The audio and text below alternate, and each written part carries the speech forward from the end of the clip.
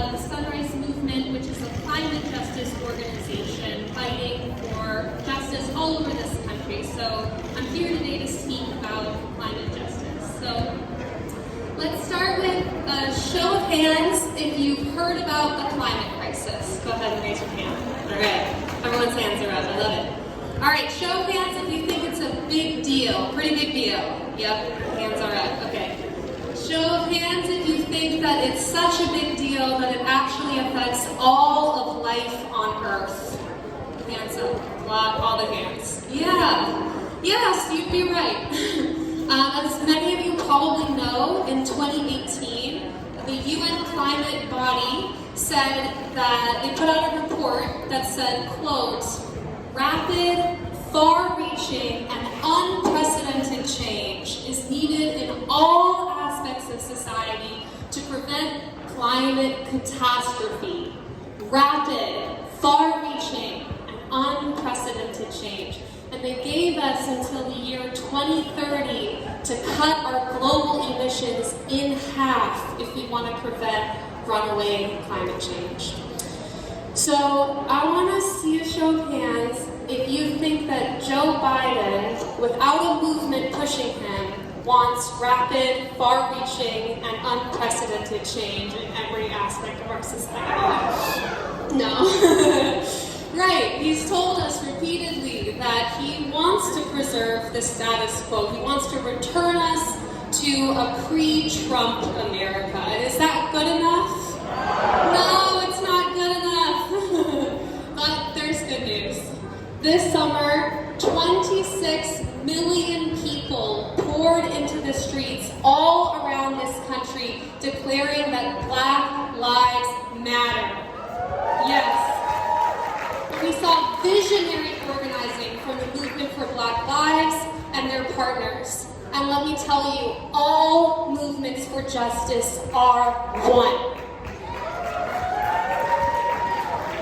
It's no accident that the people who are hurt first and worst by the climate crisis and by environmental injustice are Black and brown, right? We're talking about 9 out of 10 farmers on the continent of Africa not being able to grow food by the year 2050. Entire island nations being swallowed by the ocean unless we act. We're talking about the child in Flint, Michigan, who was so severely poisoned by drinking her tap water, hundreds of children, that the effects of lead poisoning will affect her grandchildren. No more. Say it, no more. It's no accident. The same exact structure that allows these things to happen, that allows us to exploit the earth as if she were dead, as if she were not the living, breathing organism that our indigenous siblings tell us she is the same exact structure that feeds Black and brown and poor bodies into the machine of capitalism as if they were just cogs meant to just create a mass profit for the ruling class. And they used to be called royalty and now they're called billionaires. Say it again, no more. No more. Right. So now, right now, is our moment. We have a president in the White House who does not want the change that we need, and so we need to tell him, it's not up to you. It's not up to you.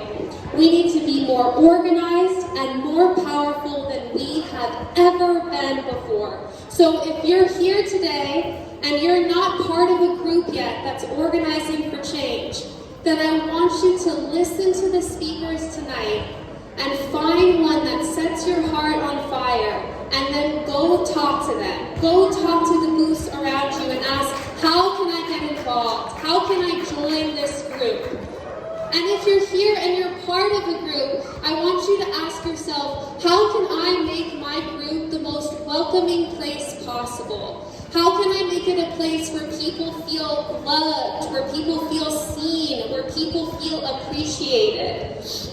How am I linking my cause for justice, climate justice, economic justice, racial justice, disability justice, queer justice, trans justice, with the causes for justice all around me, for the liberation of all people? How is my group disassembling the structure of oppression, not only out in the world, but in our groups? How are we resolving conflicts with a focus on love and justice, on healing and transformation? Because we can do it. How do we create a movement that is focused on joy? Because I want to tell you, fighting for our world and for our people, her people, is joyful work, and it really can fill your soul in a way that nothing else can. Yeah, and so we're really lucky because here in Oregon, a diverse coalition, and I mean diverse in every sense of the word, racially diverse, class diverse, gender diverse, mimicking that beautiful biodiversity that makes nature so strong. This diverse coalition led by people on the front lines of the climate crisis just a few days ago launched the Oregon Clean Energy Opportunity. And it's, yeah, let's hear it, yes. And it's a campaign that will pass 3 bills this year in the Oregon State Legislature. 1, make utilities affordable for all people, yes. 2, retrofit homes all over the state for sustainability and safety. And 3, create hundreds of good-paying jobs in the renewable energy sector with a focus on racial and class equity. Come talk to me if you want to get involved. Talk to somebody today. Get some skin in this game because now is the time.